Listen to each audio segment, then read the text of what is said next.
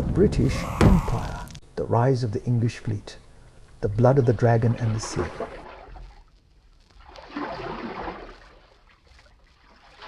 Before the first ship ever reached the Americas or the first trade post was built in India, there was a time of fire and iron in the 9th century when King Alfred the Great stood on the marshy banks of the Somerset levels, smelling the cold damp of the fens and the metallic scent of Viking axes.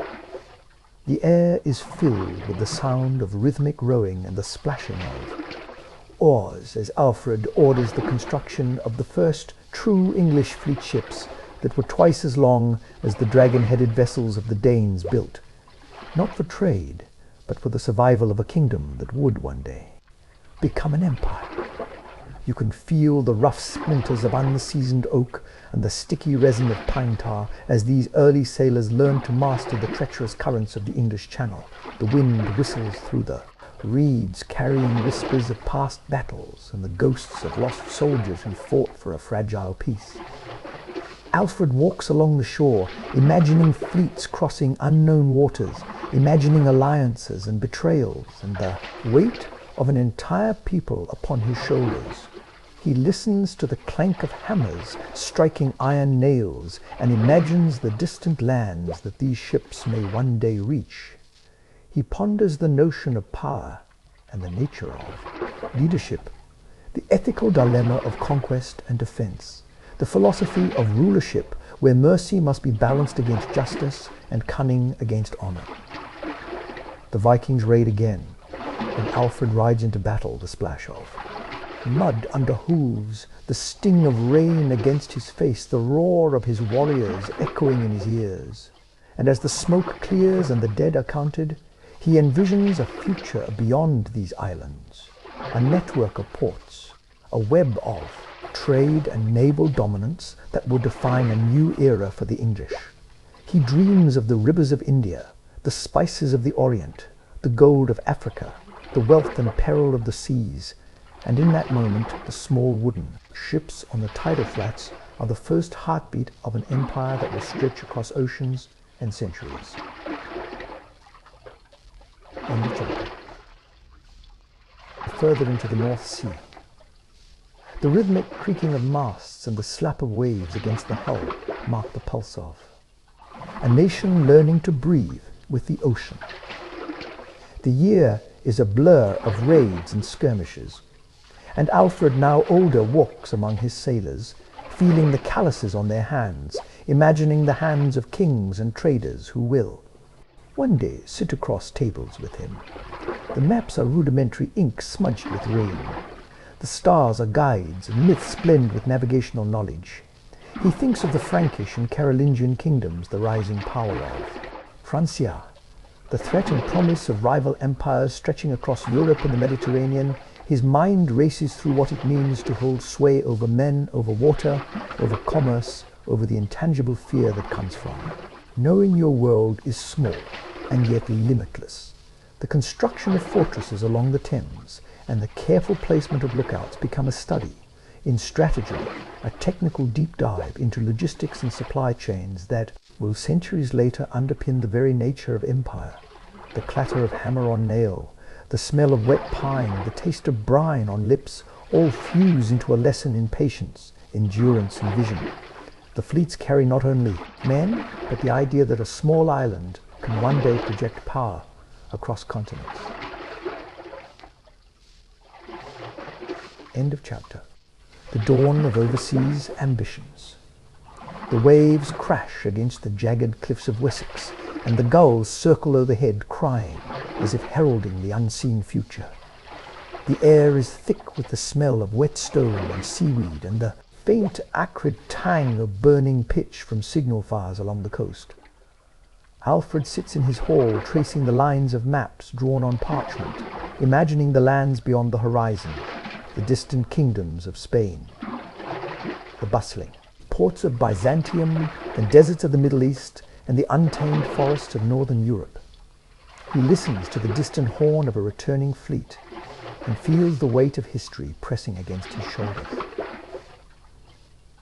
The ships return with tales of foreign shores, and the first spark of curiosity is planted in the minds of sailors and merchants alike. The empire of the Vikings looms large across the North Atlantic, and the Carolingian Empire pulses with power to the south. Yet Alfred contemplates the delicate dance of diplomacy, knowing that understanding the enemy is the first step toward mastery of the world. He thinks in layers of strategy, the movement of troops, the supply of food, the loyalty of men, the calculation of tides and winds, the mathematics of building a fleet capable of crossing unknown waters.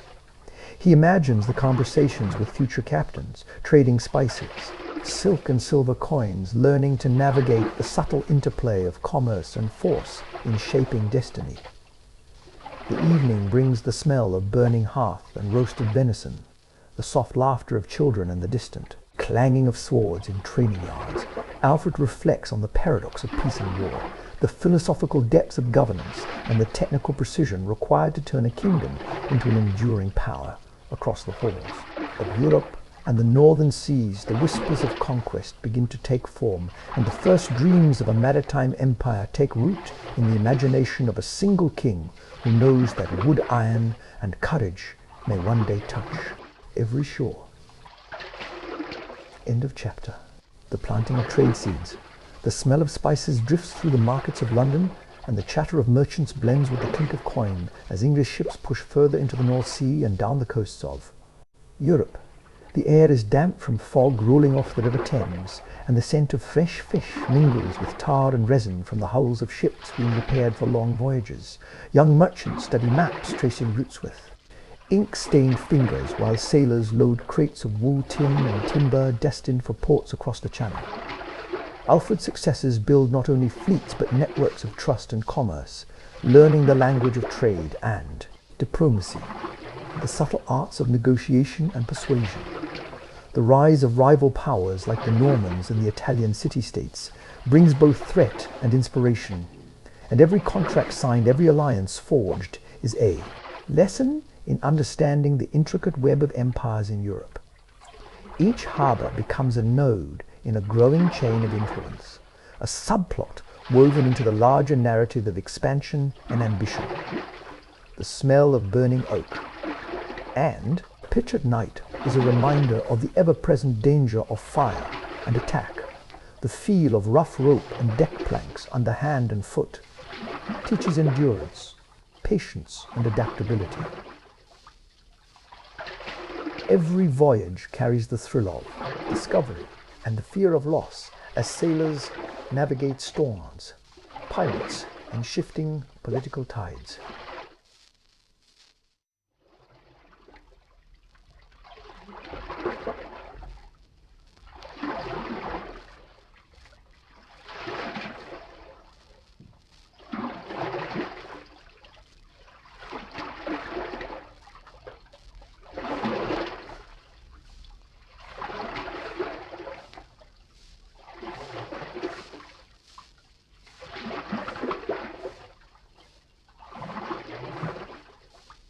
Strategy, philosophy, and technical detail.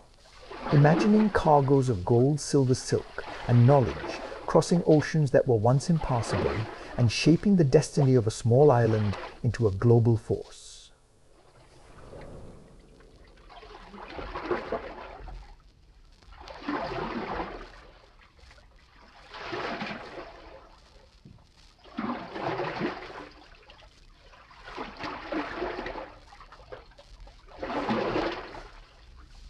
The age of conquest and colonies. The smell of gunpowder drifts across the decks of ships bound for the Americas and the East Indies. The creaking of timber underfoot and the rhythmic slap of oars against the water, marking the heartbeat of a new ambition. The year is early 16th century, and England watches as Spain and Portugal carve the oceans into empires, trading blood and gold for distant lands. The air is thick with salt, spray, and the sweat of sailors laboring to master sails and rigging, navigating unknown currents and hidden reefs. Sir Francis Drake's laughter echoes over the waves as he boards captured Spanish galleons and the taste of victory mixes with the fear of storms and disease. Alfred's dreams long past now breathe. In these ventures, his vision stretching across centuries as England begins to plant footholds in the Caribbean and the Americas, every port city becomes a stage for intrigue, a theatre of diplomacy, espionage and commerce, where merchants and adventurers weave subplots of profit and peril.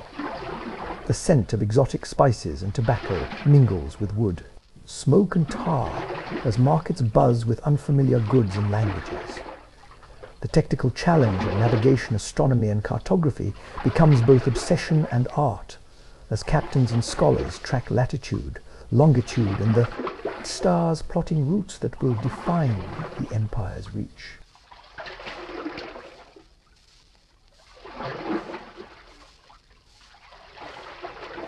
The philosophical question of morality and conquest hovers above the decks, the justifications of God and crown debated quietly among sailors, while cannons roar and flags fly, overlapping with Spain, France and the Dutch Republic.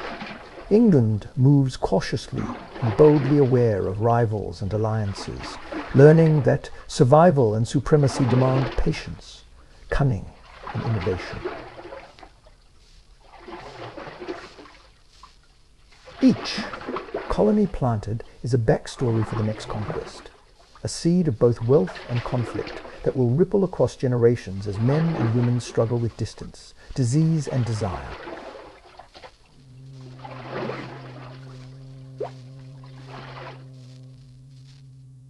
The winds of trade and rivalry.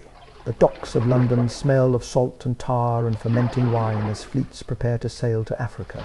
The Indies and the Americas, the rhythmic clatter of hammer and saw-shaping ships that will carry both hope and peril.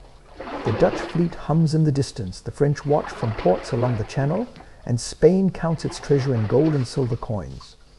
The English crown plots strategy in council chambers. Scented with candle wax and old parchment, the dialogue between merchant sailors and politicians, blending philosophy and technical detail into plans of commerce and conquest. The triangular trade begins to take shape. The moral weight of slavery and profit presses on the minds of captains and traders alike. The air is alive with the cries of cargo being loaded, the thud of barrels and crates, the splash of water against hulls as fleets leave England carrying wool cloth metals and weapons, and returning with sugar, tobacco, spices and wealth beyond imagining. The scent of exotic lands carried back by sailors is intoxicating and dangerous, inspiring future expeditions and conflicts. England learns not only to navigate seas, but to navigate the intricacies of alliances, treaties and rivalries, balancing power with ambition, with cunning. Each port visited becomes a subplot of cultural exchange, trade and tension, a thread woven into the grand narrative of empire.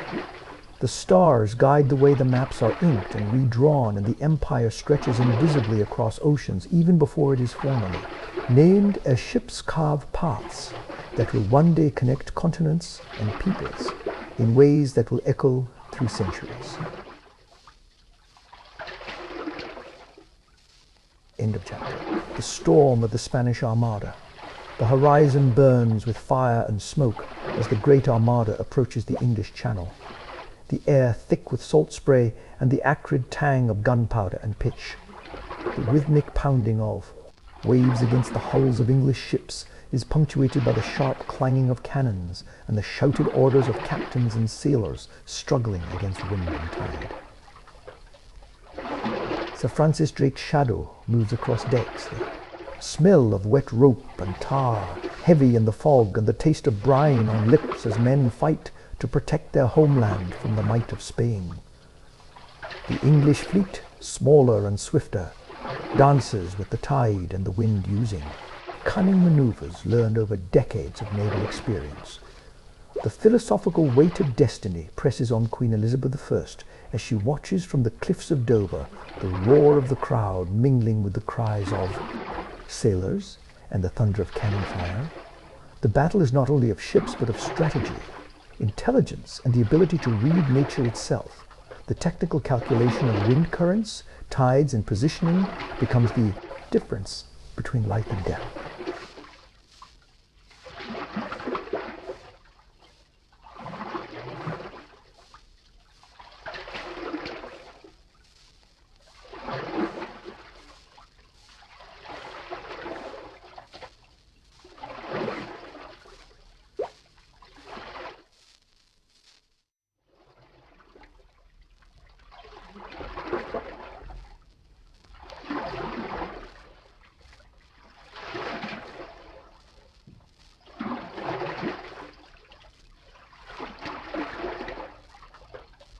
Survival and promise, the first heartbeat of England as a rising maritime empire.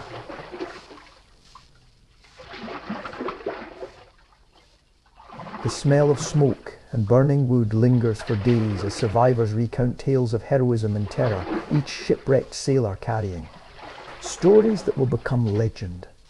The fleets of France and the Dutch watch warily, knowing the balance of power may shift, and the English fleets, guided by courage, cunning, and a growing understanding of the seas, begin to imagine the wider world beyond Europe.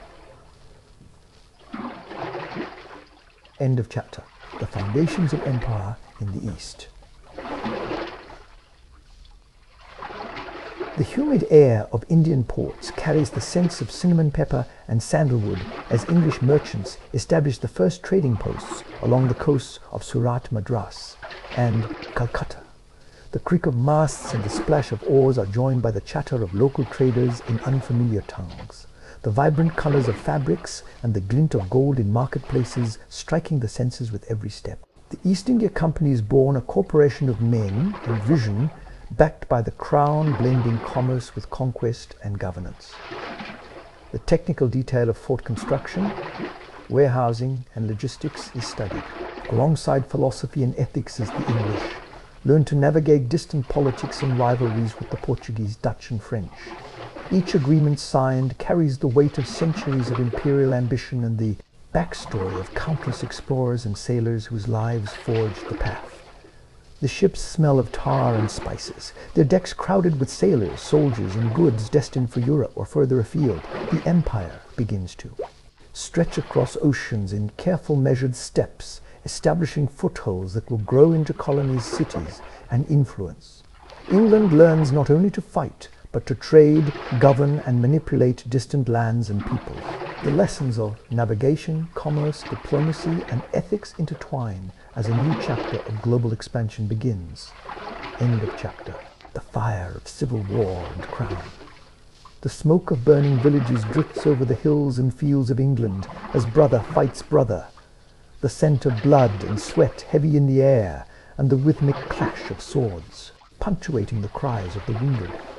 The 17th century unfolds with James and Charles on the throne, and the tension between Crown and Parliament twisting the nation like a storm-tossed mast.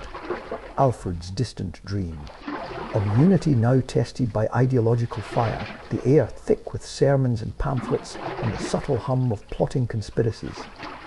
The smell of burning wood and gunpowder hangs over London as riots flare and armies march. Through muddy roads, the taste of iron from sharpened blades, and the chill of winter mornings on sentry duty, shaping the minds of men into hardened agents of loyalty or rebellion.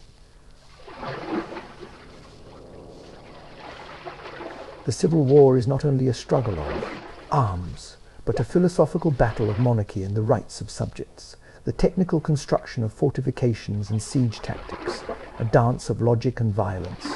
Every skirmish leaves a backstory for future generations.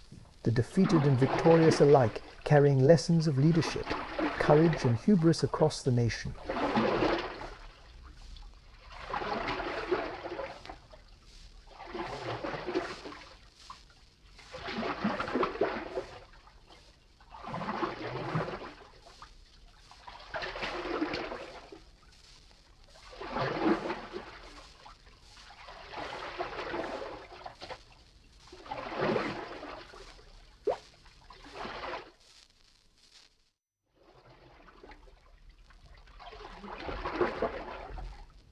The empire's outward ambitions temporarily paused but inward growth shaped by the crucible of conflict.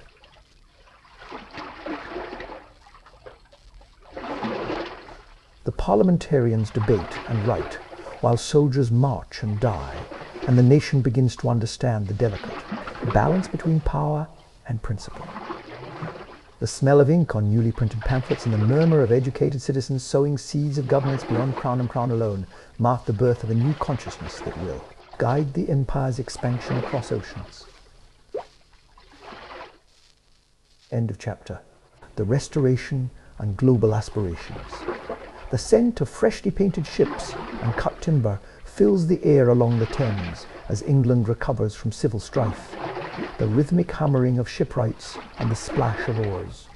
Against water signalling both renewal and ambition, Charles II ascends the throne, the velvet of his robes brushing against the waxed wood of the council chambers as courtiers whisper of trade and conquest. The taste of wine and exotic spices lingers in candlelit halls as merchants plan voyages to Africa. The Americas and India rival fleets watching the English with envy and calculation.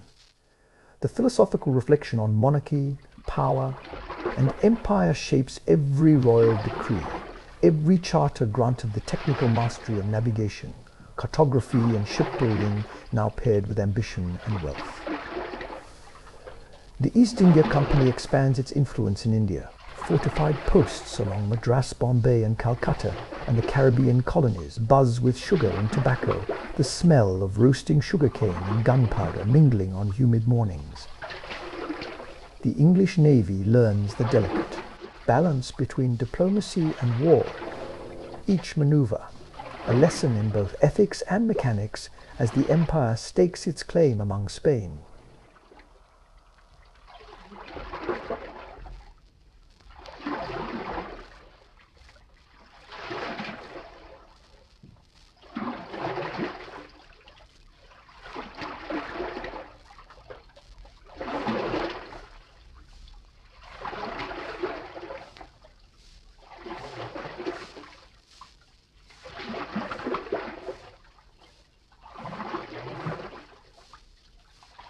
National pride, the cries of sailors and merchants blending into a chorus that echoes Alfred's first dreams of ships that can cross the world. The glimmer of empire in the new world. The scent of pine and sea spray fills the morning air as English settlers disembark on the untamed shores of Virginia and New England. The rhythmic crunch of boots in sand and mud, blending with the distant cries of gulls and the chatter of native peoples encountering newcomers for the first time. The year is early 17th century, and the dreams of trade and survival are intertwined with fear and ambition. Tobacco leaves rustle in the wind, and the smoke of the first settlements drifts across the forests, marking both triumph and tragedy. The settlers carry with them the knowledge of navigation, farming, and trade, but also the weight of diplomacy and the subtle art of survival in a land that feels endless yet fragile. Every tree felled, every house raised, every barrel of goods unloaded carries a backstory of those who dared to dream of empire. The English eye rivals Spain and France with both admiration and envy. The Dutch watching their own colonies flourish in the Caribbean and South America. The philosophical weight of conquest and coexistence hangs over councils and campfires. The technical mastery of fortifications and supply lines tested by distance and weather. The taste of salt water and roasted venison mixes with the acrid smoke of conflicts, both with nature and humans, as alliances shift unpredictably. The English begin to understand that an empire is not built merely with ships and swords, but with patience, cunning, and the weaving of human relationships. Across oceans and cultures, each colony, each trading post, each encounter is a step in a greater plan, a hint of the vast network that will one day define Britain across continents.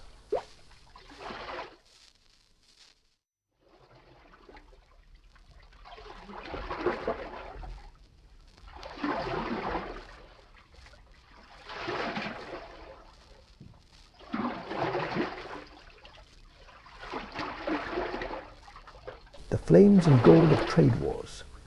The air hums with tension as cannon smoke and gunpowder drift over Caribbean harbors, the scent of tropical fruits and sea brine mingling with the acrid tang of fire from raided ships. England clashes with Spain and France in skirmishes over trade routes, sugar plantations and gold-laden galleons, the rhythmic pounding of drums and the clash of swords carrying both fear and exhilaration across the decks. Of fast-moving ships, merchants in London count coins and ink maps, planning routes that span continents, while the philosophical debate of morality and profit simmers quietly in candlelit rooms. The technical detail of naval strategy, the careful plotting of convoy routes, the knowledge of tides, winds, and currents all become crucial to survival and supremacy. The English learned to balance diplomacy and violence, the subtleties of bribery, treaties and alliances against the brutality of fire and sword. The smell of roasting sugar and gunpowder, the taste of salted meat and rum, the splash of waves against wooden hulls all fuse into lessons in endurance, ambition and cunning. Rival empires watch and react, and every victory and loss becomes a subplot in the story of global influence. The English crown strengthens the East India Company, the colonies, the navy, and the networks of trade, knowing that wealth and power are inseparable across oceans and time. Each ship that sails carries not just goods, but ideas, dreams, and the invisible threads of empire that will grow for centuries. Chapter. The fire of revolution.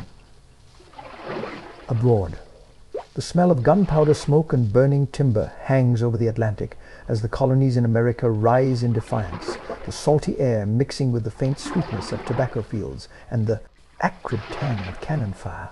The rhythmic stomp of marching troops and the sharp crack of muskets echo across hills and riverbanks as generals and soldiers weigh strategy against loyalty and conscience. The year is late. 18th century in England faces a test that stretches beyond the oceans to the very heart of empire. Each dispatch from governors and merchants carries the weight of uncertainty, the philosophical debate of freedom, versus authority burning quietly in council chambers while the technical calculations of supply lines, troop movements, and naval blockades dictate the flow of battle. The smell of wet earth and smoke clings to clothes and hair, the taste of iron from spilled blood, and the salt of sea spray mingling in the mouths of men on both sides. The world watches as France and Spain consider alliances, the Dutch monitor trade routes and the fledgling. The United States learns to navigate the politics of revolution. Every skirmish is a lesson in the subtleties of power of persuasion and the cost of ambition. The empire begins to understand that expansion can create conflict. As well as wealth, that ideas of liberty and governance can ripple across oceans, shaping allies and enemies alike. England's ships patrol the Atlantic balancing commerce and combat, while merchants and statesmen work to protect interests thousands of miles from home. Each lost battle is a lesson. Each treaty, a seed of future negotiation and strategy. The whispers of Alfred's first feats echoing faintly across time as England begins to reconsider the meaning of empire. End of chapter. The industrial pulse of empire. The clatter of machinery and the hiss of steam fill the air in the workshops and shipyards of England. The smell of coal smoke and hot iron mingling with oil and tar. The rhythmic pounding of hammers on anvils and the grinding of gears signal a nation transformed, the streets bustling with merchants, laborers, and scholars debating inventions and trade routes. The late 18th and early 19th century bring technological leaps, the steam engine, mechanized looms, and faster ships expanding the reach of the empire and the speed of commerce. England watches rival empires industrializing across Europe. France, Austria, and Prussia calculating potential threats and opportunities while colonies provide raw materials and markets. The philosophical and technical questions of progress, ethics and human cost are whispered in salons and factories. The harsh reality of labor and exploitation mingling with the exhilaration of innovation. The smell of smelted iron and coal smoke, the taste of hard bread and bitter ale, the sensation of vibration from engines underfoot, create an immersive reality of growth and tension. Each invention, each trade deal, each railway built is a thread in the vast web of empire, stretching from the mines of India to the factories of Manchester and Liverpool. The empire begins to dominate the seas and skies with faster ships and steam-powered navies, while diplomats and traders weave networks of influence and opportunity across continents and oceans. Every city, port, and colony hums with energy, the pulse of a global force expanding its reach and imagination. End of chapter. The shadow of conflict and expansion. The smoke of gunpowder mingles with the smell of damp earth and burning timber along the battlefields of India and Africa, the rhythmic march of soldiers and the clatter of cannon. Echoing across hills and river valleys, the 19th century presses England into wars of expansion and consolidation from the subcontinent to southern Africa, the cries of men and animals mingling with the distant roar of the ocean and the rustle of foreign forests. The British Crown debates in candlelit chambers the technical logistics of troop supply lines, fort construction, and naval superiority, while philosophers and clerics whisper questions of morality, justice, and destiny. The smell of roasted coffee and spices drifts from distant markets carried by fleets of ships, the taste of salt air mixing with sweat, and the faint tang of gunmetal in mouths of soldiers. The empire watches rival powers. France and Russia maneuver across continents and oceans, each maneuver a puzzle in a global game of influence and control. Every treaty signed, every fort built, every colony established carries the weight of history, the backstory of explorers, administrators and soldiers interweaving with the future yet unseen. The English learned to balance diplomacy and coercion, commerce and conquest, the technical mastery of navigation, artillery, and engineering, fused with philosophical and strategic thinking as they govern diverse peoples and lands. Across the Indian Ocean and Atlantic, the empire's presence grows not merely in territory, but in culture, economy, and imagination, shaping the world in subtle and overt ways. The whisper of Alfred's first fleet echoing faintly as ships cross seas and rivers, bringing news goods and power.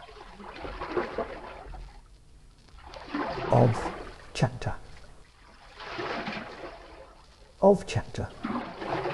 The Victorian pulse of power. The streets of London hum with the smell of coal smoke and ink as carriages clatter over cobblestones, the rhythmic stamping of boots mingling with the chatter of merchants and politicians, plotting the extension of influence across continents.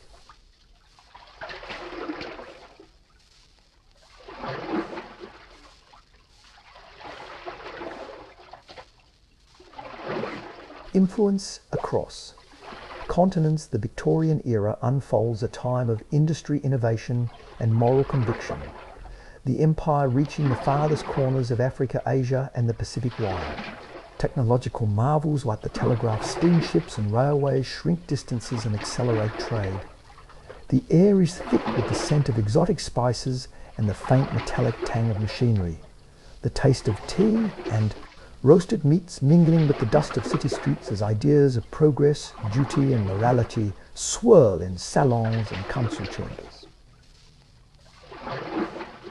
The philosophical question of empire ethics and civilization debated quietly as missionaries, soldiers, traders, and scholars navigate the delicate balance between coercion and persuasion.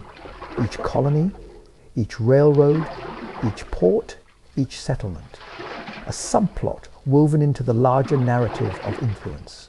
Control rival empires. Watch warily France, Germany, Russia, and the United States calculating, negotiating, and observing. The technical mastery of navigation, artillery, engineering, and administration becomes inseparable from the moral and strategic ambitions of the crown. The empire hums with life as factories churn goods, ships sail oceans, and administrators govern distant peoples, shaping a network of power, knowledge, and culture that will define the global order for generations. End of chapter.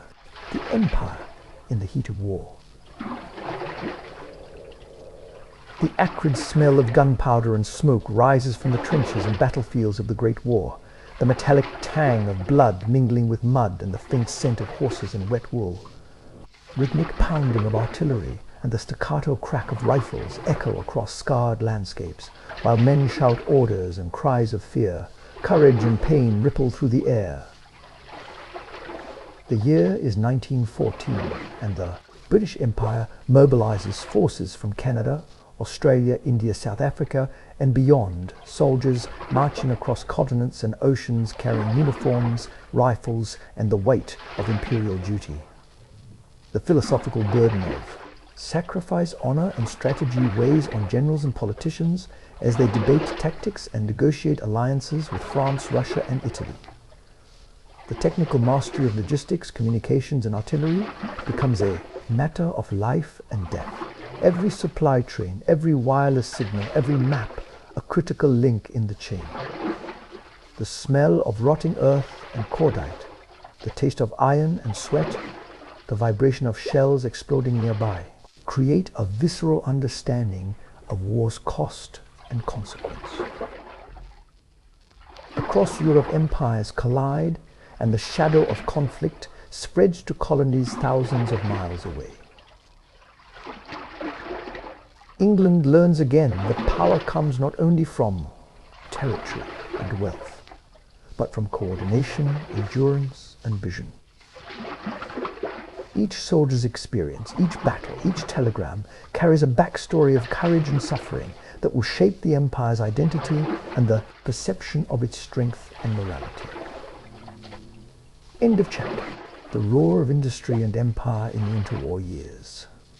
The hum of machinery and the hiss of steam mix with the smell of coal and oil, as factories and ports pulse with production, the rhythmic clatter of typewriters, and the pounding of machinery marking the heartbeat of a nation rebuilding and expanding its influence. The interwar years bring both technological advancement and political tension.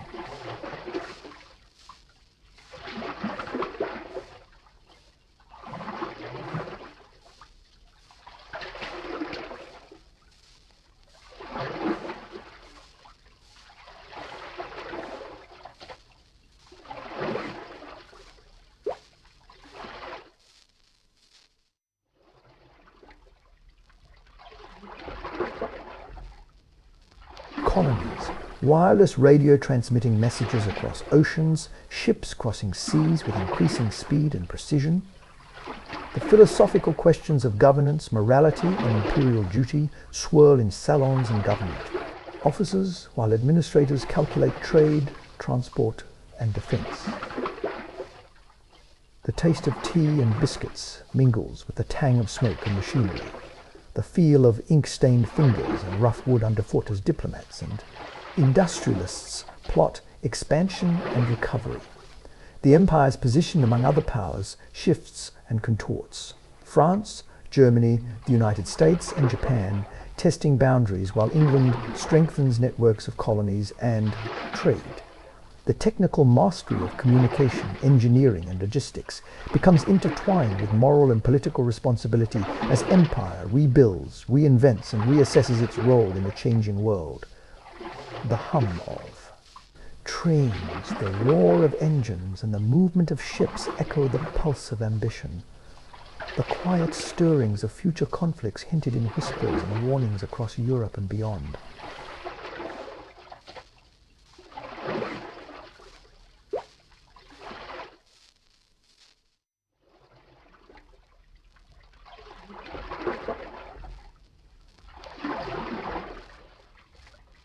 The empire at war.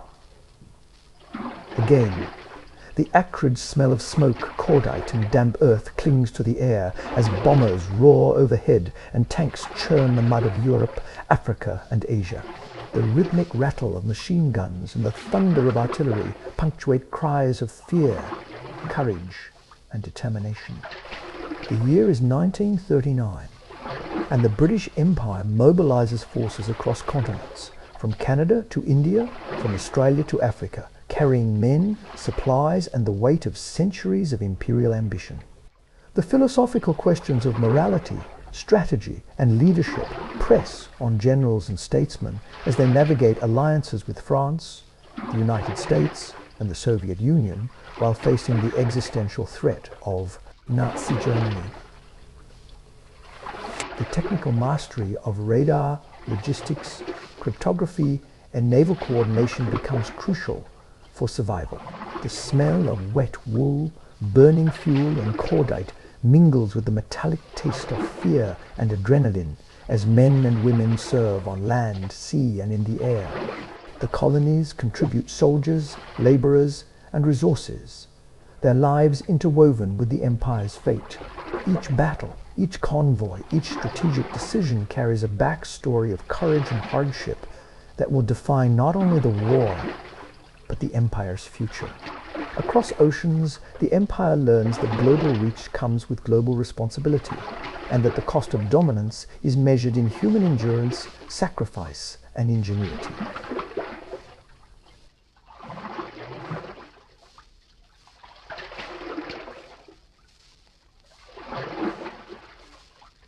End. Impure. The twilight of empire and the dawn of a new world. The scent of smoke and rebuilding mingles with the salty breeze of ports from Singapore to Cape Town as the world emerges from the devastation of the Second World War. The rhythmic hum of ships, trains, and airplanes marks the pulse of reconstruction, while factories churn materials for both commerce and recovery. England confronts the limits of imperial power as colonies in India, Africa, and the Caribbean stir with nationalism, and the philosophical debate of self-determination versus legacy of empire fills council chambers and coffee houses alike. The technical mastery of rebuilding railways, ports, and cities merges with the moral necessity of granting independence and negotiating transition. The taste of victory and exhaustion mingles with the smoke of destroyed cities and the salt of tears shed for lost lives. The United States and the Soviet Union loom as new global superpowers, observing the transformation of an empire into a commonwealth of nations.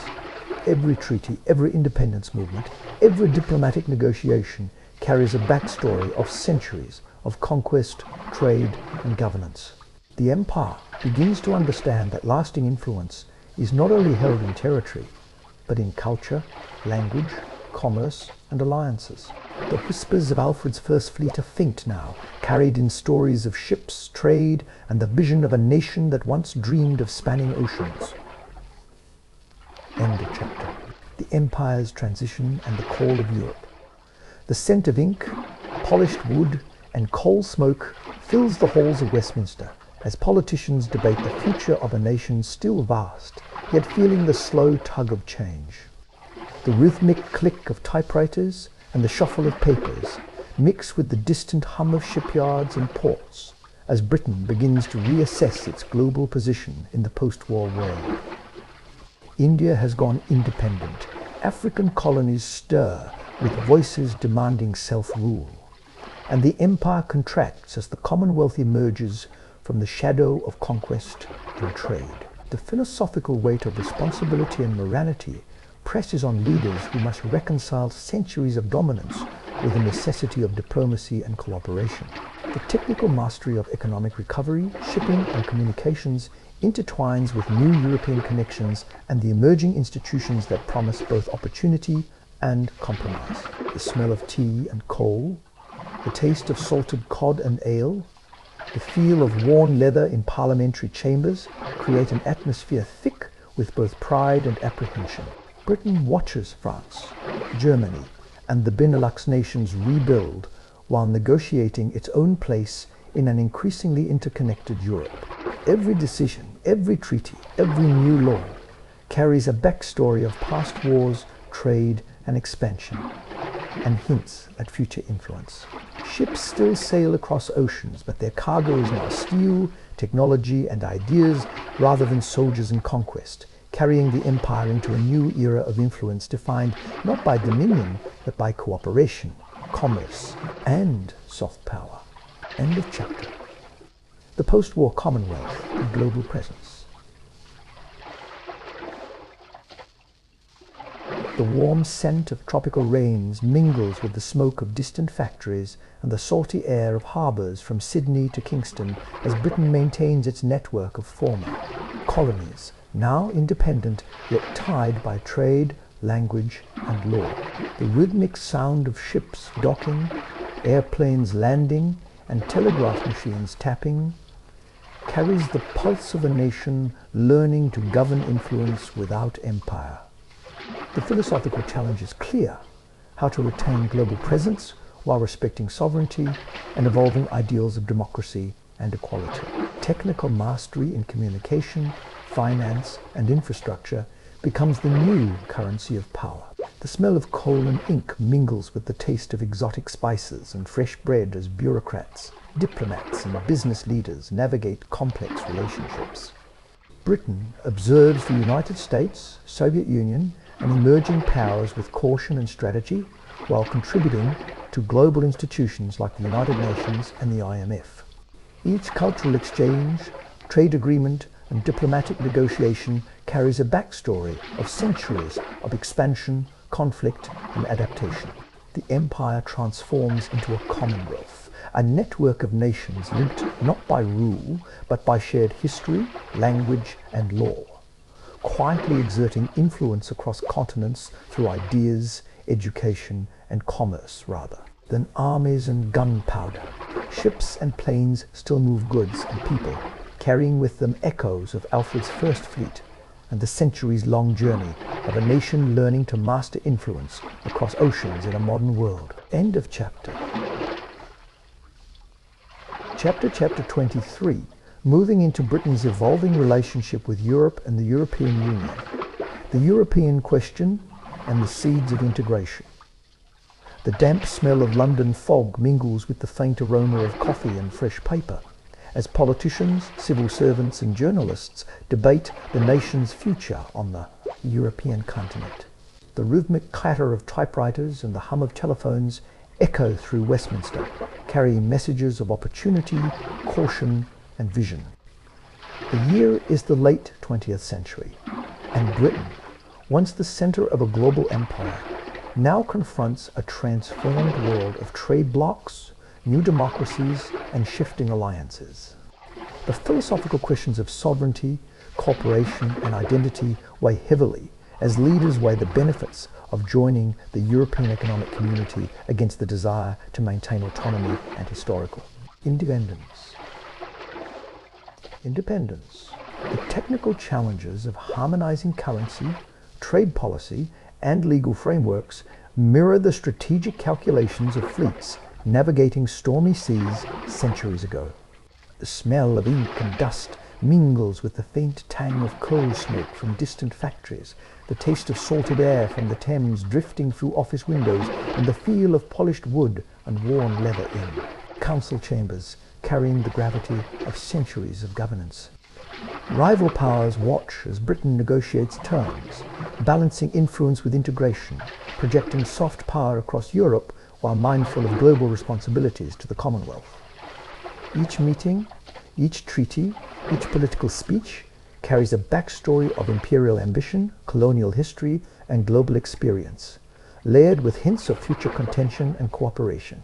Ships and planes still crisscross the globe, now laden with goods, people, and ideas, carrying echoes of centuries of expansion into a Europe poised on the edge of a new era of economic and political partnership. End of chapter. The integration and the debate.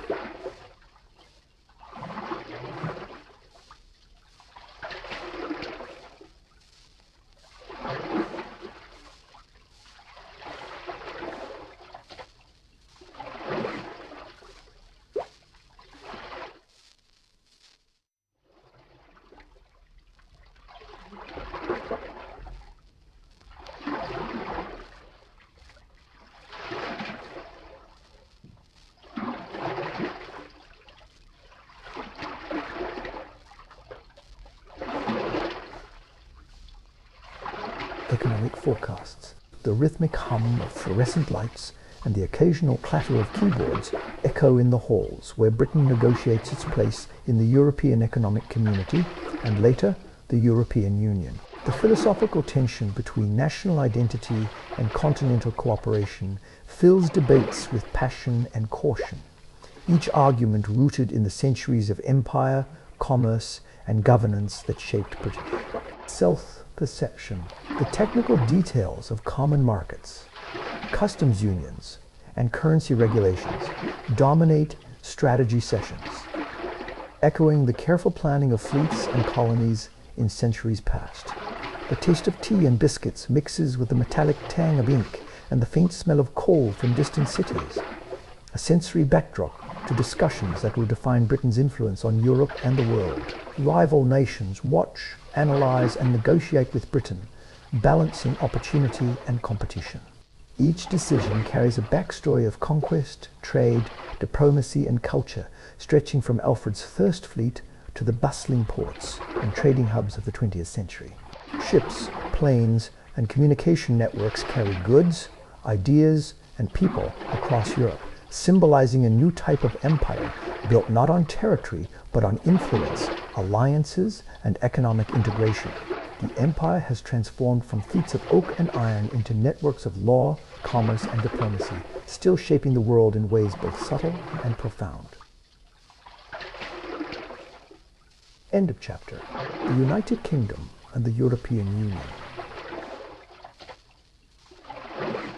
The smell of damp streets mingles with fresh coffee and ink as the modern United Kingdom navigates the final decades of the 20th century and early 21st century. Within the European Union, the rhythmic click of keyboards and the soft murmur of negotiations echo in Brussels and London alike, carrying the weight of centuries of governance, trade, and diplomacy. The philosophical tension between sovereignty and partnership dominates public debate, echoing historical questions of loyalty, leadership, and moral responsibility. The technical mastery of economic policy, trade agreements, and legal harmonization mirrors the strategic calculations of fleets, colonies, and trade networks from centuries past. The taste of salt from the North Sea, the scent of ink and paper, and the feel of polished desks in council chambers create a sensory reminder of a nation shaped by history. Rival and partner nations watch as Britain participates in a continent-wide union, leveraging influence through law, commerce, and negotiation rather than ships and armies. Each treaty, each referendum, each policy carries the accumulated backstory of empire, industrial growth, war, and diplomacy, weaving the story of a people who once dreamed of controlling oceans, now striving to shape influence in a globalized Europe. Ships still sail, planes still fly, and ideas traverse continents, carrying the legacy of Alfred's fleet, the Industrial Revolution, the Commonwealth, and the long arc of British history. The empire has become a network of influence, culture, and commerce, enduring not in territory but in the imagination, law, and relationships across the modern world. End of chapter.